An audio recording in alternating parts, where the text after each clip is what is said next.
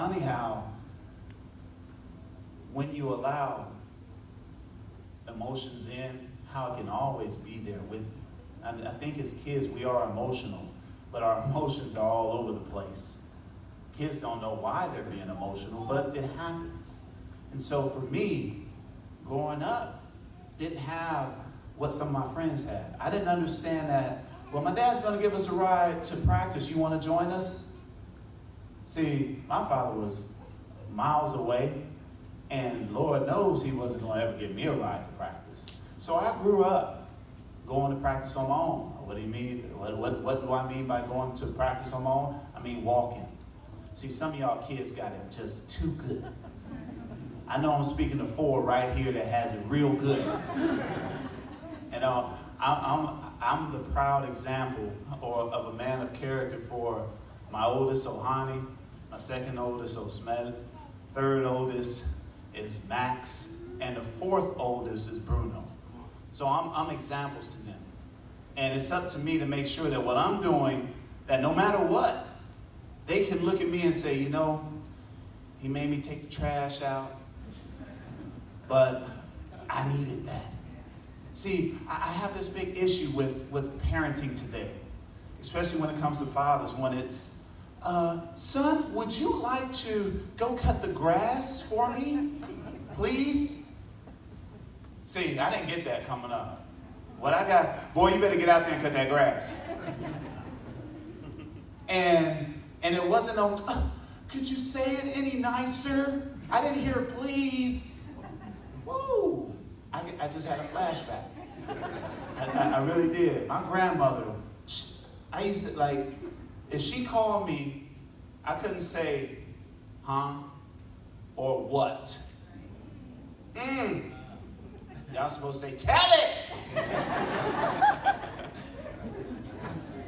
But all those things were shaping me for today.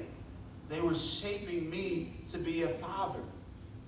You know, because it's funny when I see parents that don't parent, they always act up with their kids when their kids are acting up. So they're at a restaurant, their kid says, they're at a very good Mexican restaurant, and their kid says, I want spaghetti.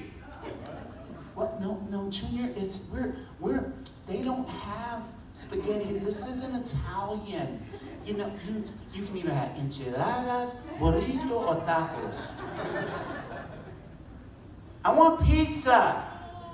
And they act as if, oh, I don't know where this is coming from. See, I'm from that era where education didn't start at school, it started at home.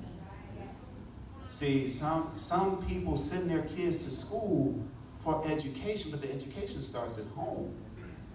What they learn in school is supposed to add to what we do. So we have that responsibility, fathers, to start that process. And sometimes we feel like, well, you know, I don't have enough to do that. You being present is the beginning of all you'll ever need.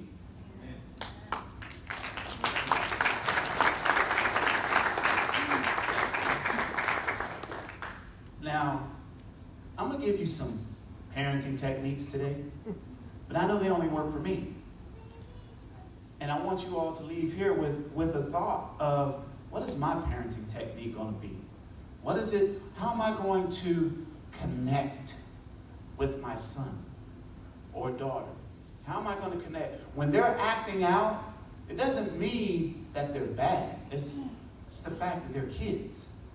Drove down here in a car with 4 boys and a lovely lady by my side.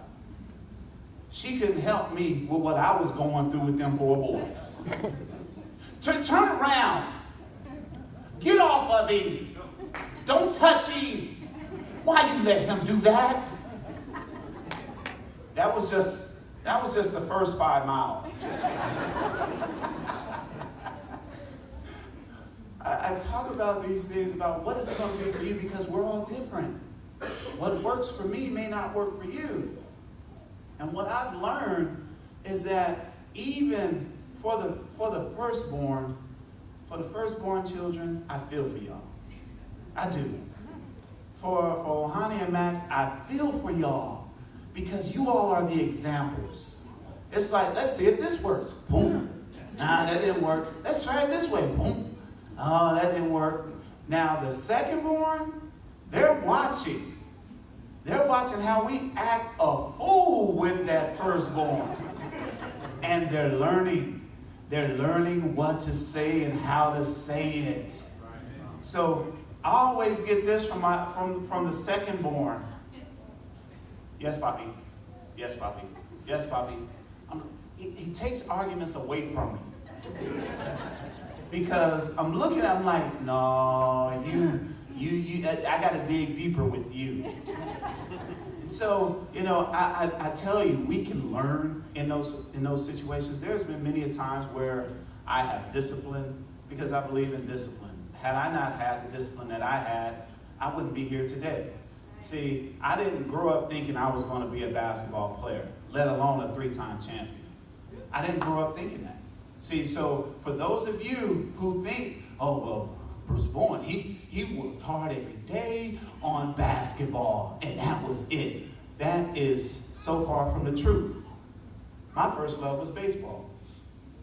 Love baseball. The weather here, you guys are more humid than where I grew up. It's a dry heat in Fresno, the central San Joaquin Valley, where I gotta say, I've had the best Mexican in Fresno. Now they go, oh. No, I say that in comparison to this Tex-Mex. I am not a fan of Tex-Mex. That's not Mexican. Amen? Amen. All these sweet sauces and things. I'm like, what is this? I'm sorry, I'm getting off track. I'm supposed to be doing something. But I say that for a specific purpose. So me growing up, my best friends were Mexican growing up. So I used to have chorizo con huevos en la mañana. Somebody looking like, hey, él speak español. And so my friends' parents, Servando Pacheco and Jesus, the words of affection within the Mexican culture are just beautiful. Beautiful. It's not like in the U.S.,